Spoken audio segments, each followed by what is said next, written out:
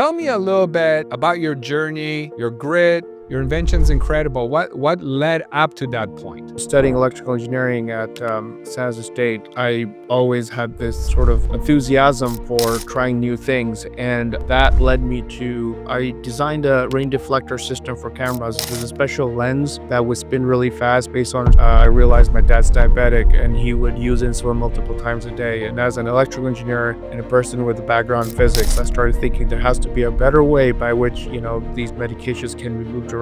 So that's what led me to actually focus on chip cooling or solid state cooling, where you could just have a portable fridge that could be plugged into a wall and it would. What does the journey look like from a patent invention to a real-world solution? So here's an interesting part for a lot of entrepreneurs and entrepreneurs with a technical background. Usually on the human side, how do you assemble the right team to bring a complex idea like that to life? So that's another aspect of being a CEO. And I'm not saying I'm the best CEO out there. Obviously, it's a learning process. But I'm curious, what mindset helps you bridge the gap between tech innovation and practical implementation? the mindset obviously has to be what really helps me is to when you're developing something new. So there's a lot of, I think healthcare is going to become more accessible in terms of knowledge. People would know more.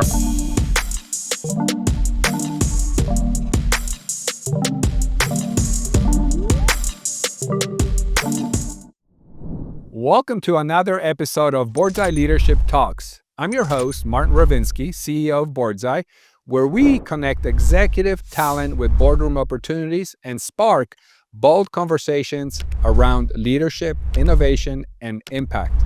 Today, we're joined by Faizan Ahmed, inventor, entrepreneur, and CEO of Inventify, a company revolutionizing cold chain logistics with breakthrough quantum cooling technology. With over 50 patents, experience leading R&D in the defense industry, Faizan brings a rare blend of scientific depth, entrepreneurial grit, and real-world impact.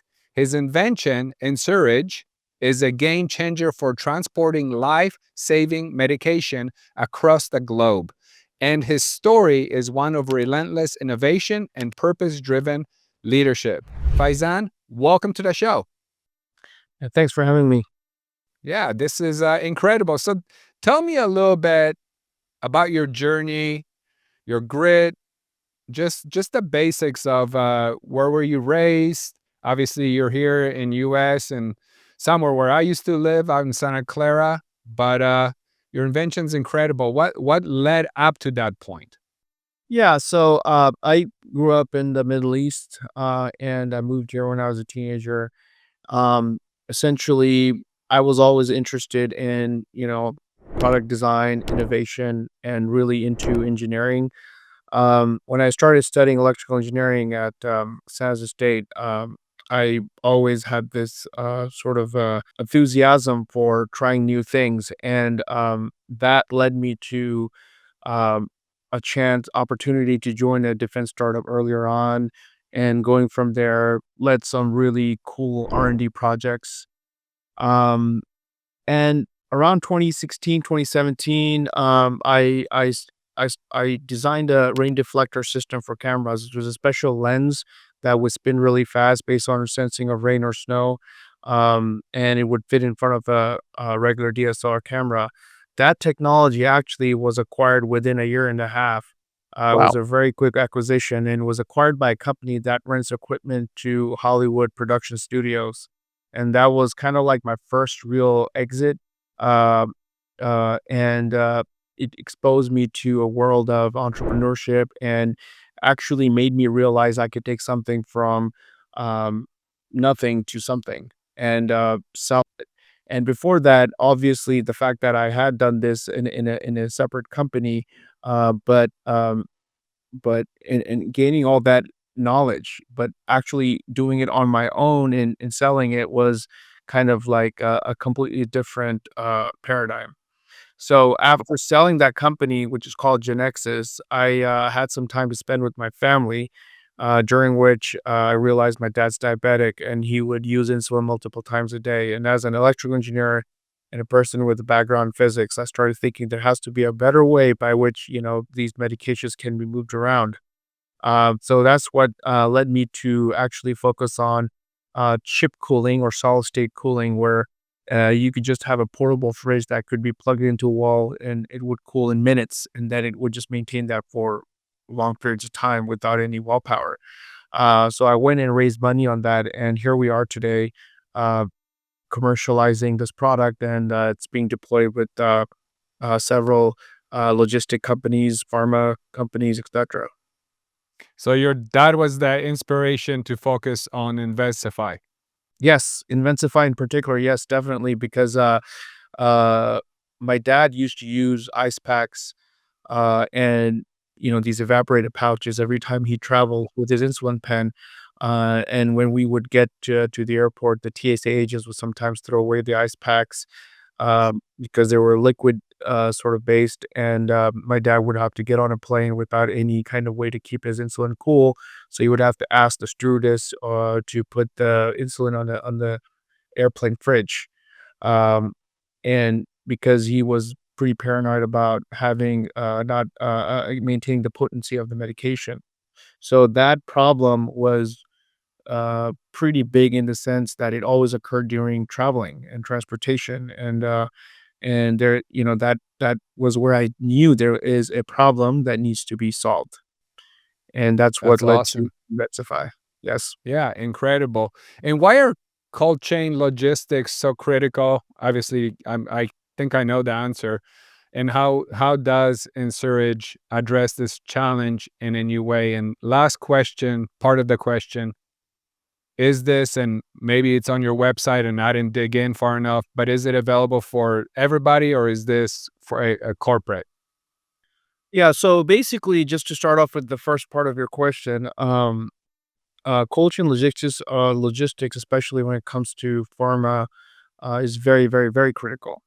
Um, because we're talking about life-saving drugs, we're talking about vaccines, we're talking about, stem cells, blood, urine, talking about body parts, organs, etc.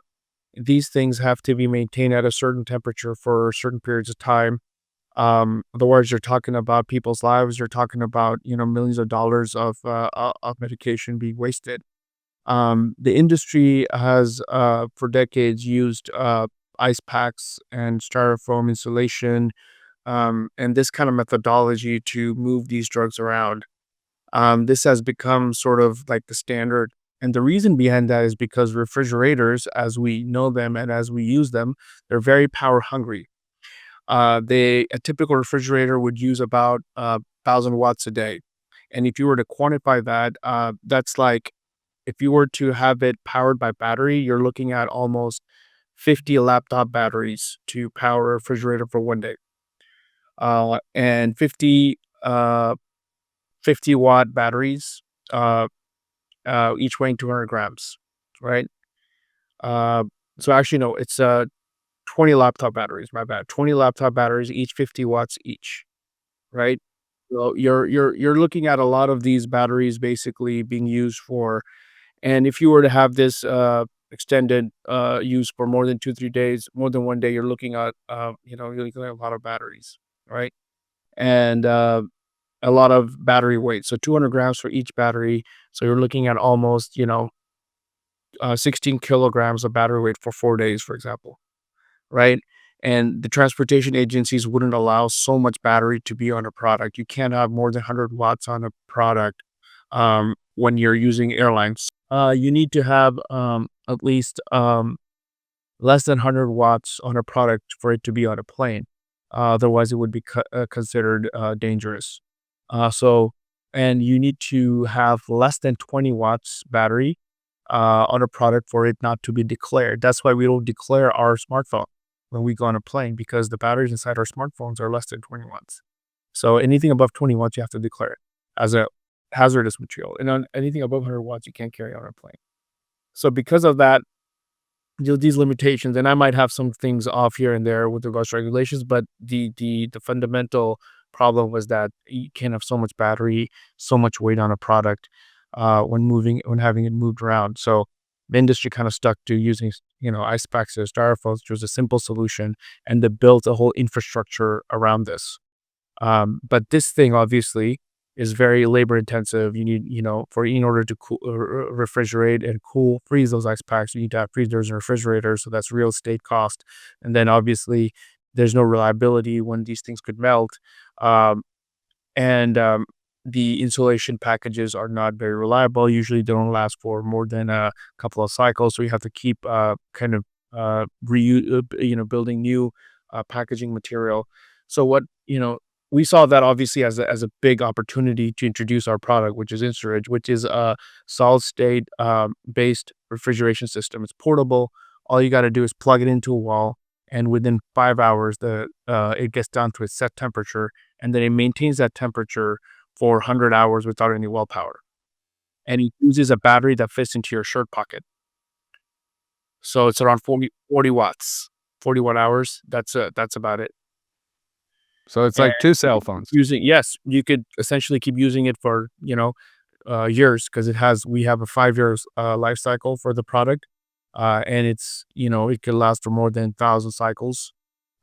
So here we solve the problem when it comes to labor, when it comes to using refrigerators and freezers. You don't need them anymore.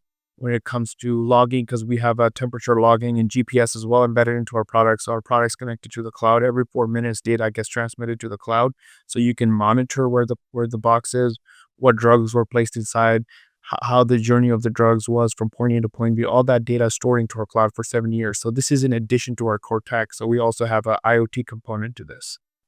That is So awesome. Incredible. What does the journey look like from a patent invention to a real world solution? so here's an interesting part for a lot of entrepreneurs, and a lot of entrepreneurs with a technical background. Usually, engineers invent something, and sometimes that invention uh, might not be able to be commercialized because everything has to kind of uh, fall into place with regards to the cost it takes to build this, and the industry, how much is it willing to pay for something like this, and whether or not the company can make a profit on it or not.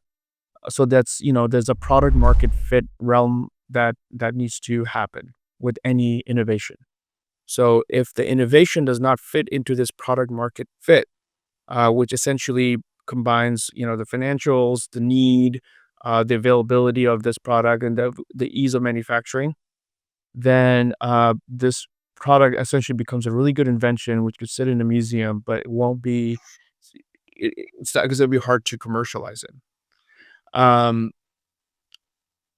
Being a technical person, but also having experience on the business side is a huge plus, because it allows you to convert the technicalities of or the technical information that you possess as a founder, technical founder, into solving and real world problems with a profitable business component.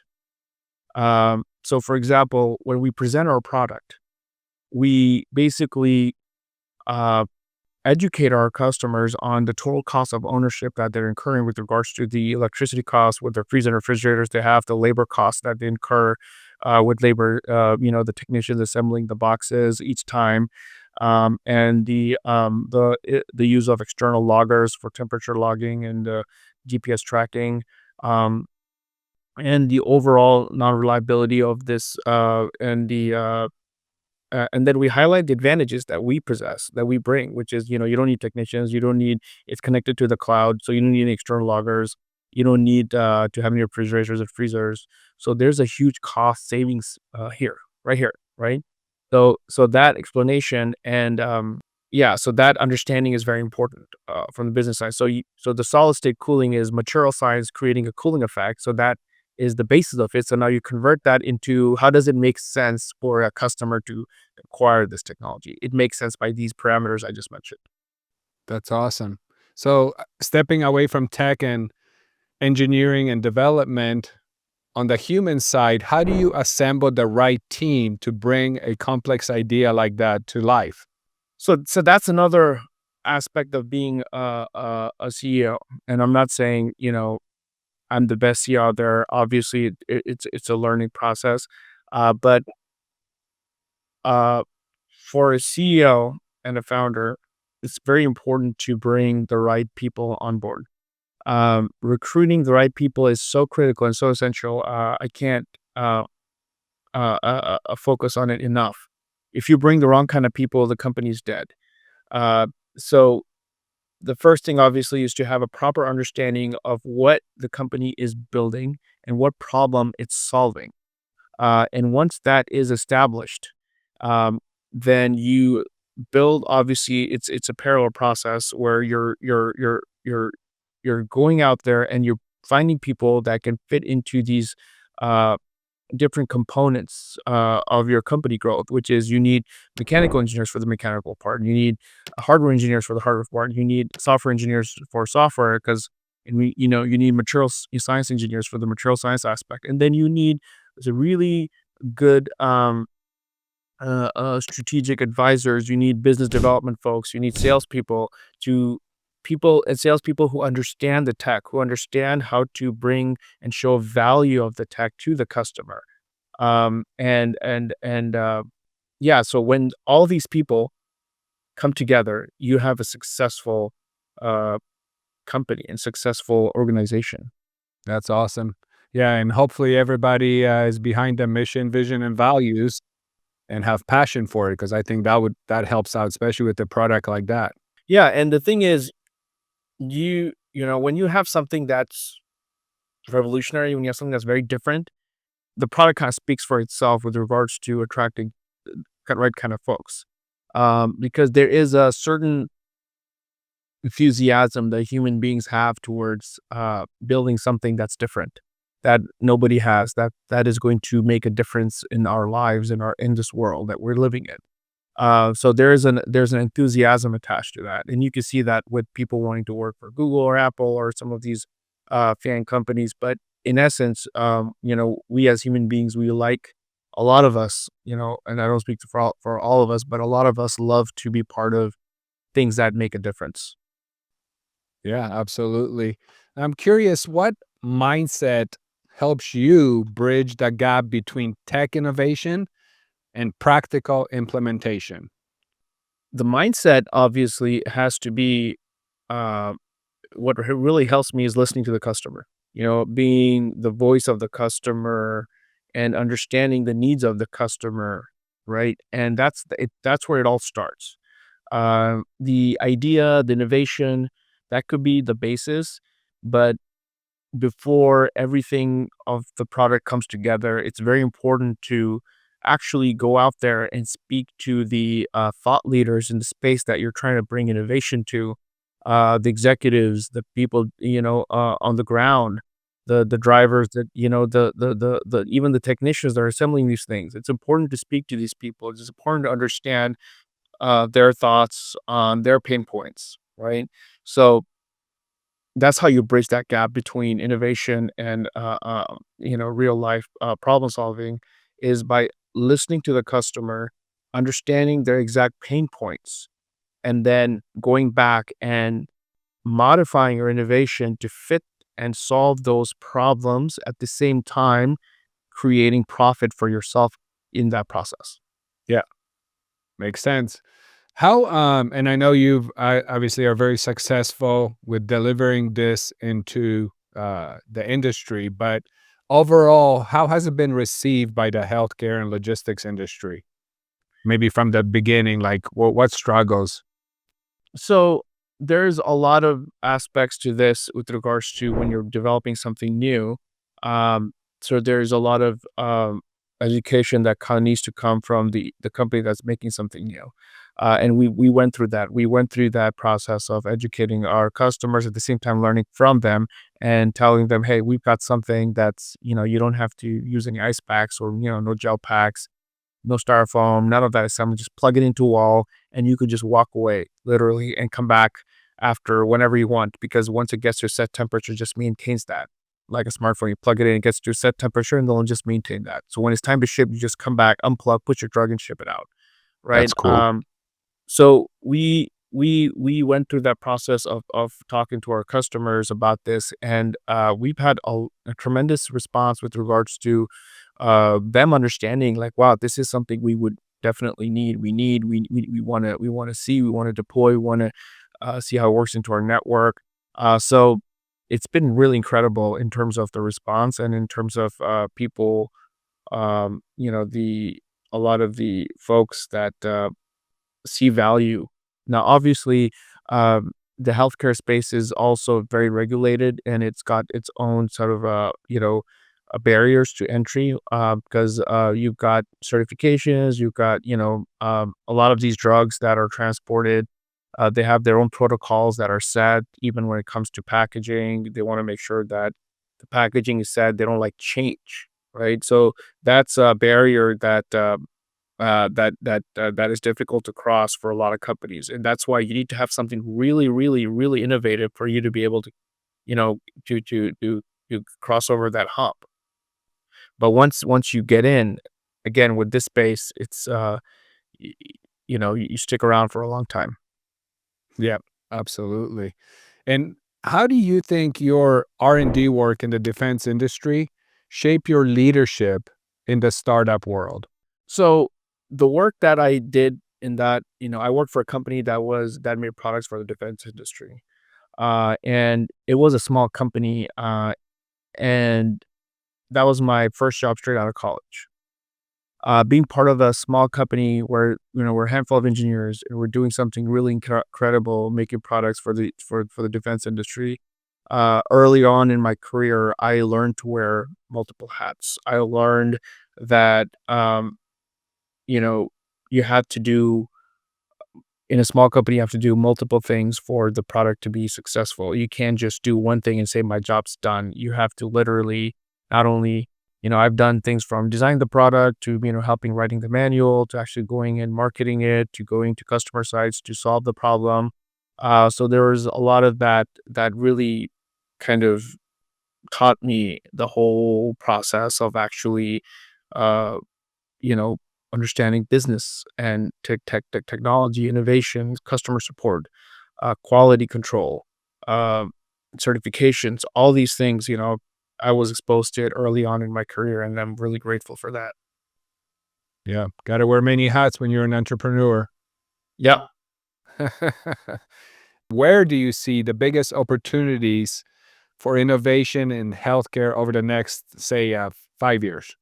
So so for me, the way I look at it is now with AI, AI is changing things across the board, right? You've got um so many traditional aspects of technology that are being amplified using AI. And I see that in the healthcare space as well. AI is making a big impact um, in not only uh, creating and making information accessible to so many people where there's companies now with the advent of obviously ChatGPT where you could get to a particular diagnosis by just asking the right questions to your AI sort of agent or whatever you want to call these large language models, right? Um, so I do see that I think healthcare is going to become more accessible in terms of knowledge. People would know more about what is going on with them. Uh, Accessibility with regards to yeah, getting a proper diagnosis. That's on the sort of the medical side, but also on the medical biotech sort of biotechnology side, you know, because of this sort of access to so much information and understanding, patients and diseases more in depth. I think you're going to see a lot more biotech and medtech devices come out there. Different kind of devices monitoring different aspects of your body, in different aspects of um, your vital signs. You're going to see a lot of that happening the next because there's just so much access to information. Yeah. Is Investify preparing for that? Are you guys working with a lot of AI right now?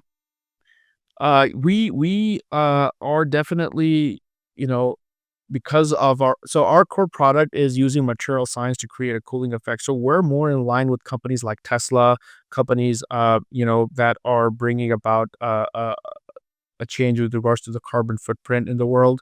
Our product does not use anything that harms the environment, so we're a green product. So and because our technology is green and it's so um, uh, um, it's so inexpensive when it comes to its usage. There's a big use case for it in the healthcare space in transporting temperature sensitive drugs. Um, and we see our technology not only limited to the healthcare space, but we also see our technology um, growing in different verticals, especially when it comes to electric vehicles, cooling electric vehicle batteries, when it comes to cooling semiconductor chips, data centers. Especially now with AI, these chips are to produce a lot of heat. So we have a solution for that. So and also fresh food deliveries, groceries. So we have all these verticals we want to tap into in the next couple of years, and we're actually building on those right now. Um, so healthcare is one component, but there's other verticals that we're planning to get into as well. Putting a fridge in Tesla? Well, I wouldn't say that, but I think the immediate use case that we can think of is essentially electric vehicles. They take a long time to charge, and one of the Yeah. reasons why they take a long time to charge is because the batteries need to Keeps be up. they cannot be if they get heated up a Yep. lot, they usually end up blowing up. So there has to be an efficient cooling system in place. So with our technology, if we have a proper cooling system in place with embedded with our tech, as I mentioned, then essentially the electric vehicle manufacturer can not only have their charge time reduced by a third, but also they could probably put in more batteries inside the vehicle, essentially increasing the miles per kilowatt hour for the vehicle. So that's a use case we can think of right now. That's awesome. Can't wait for that. So, Faizan, if somebody's listening to this and they're loving what they're hearing, they want to get hold of you, what's the best way to get hold of you? To our website, to our LinkedIn. I'm open to people just kind of reaching out to me, and I've had that before. People asking me questions, and I'm open to that as well. I don't have a Twitter account. I don't have Instagram, but our company does have an Instagram account. But it, like I said, our website and LinkedIn are prime resources. Perfect. We'll drop those links in there. Awesome. Faizan, thank you for sharing your journey with us today. From defense labs to disruptive healthcare innovation, your story is a powerful reminder that real leadership is about turning breakthrough ideas into scalable, life changing impact. To our listeners, if you're a business leader looking to innovate, lead with purpose, or simply think bigger, stay connected with Faizan and the game changing work happening at Inventify. This has been Boardsi Leadership Talks, and we'll see you on the next episode. Thank you, Faizan. Thanks for having me. This was awesome. Thank you for tuning in to Leadership Talks. Don't forget to subscribe for more insightful conversations with industry leaders. Your support means a lot to us.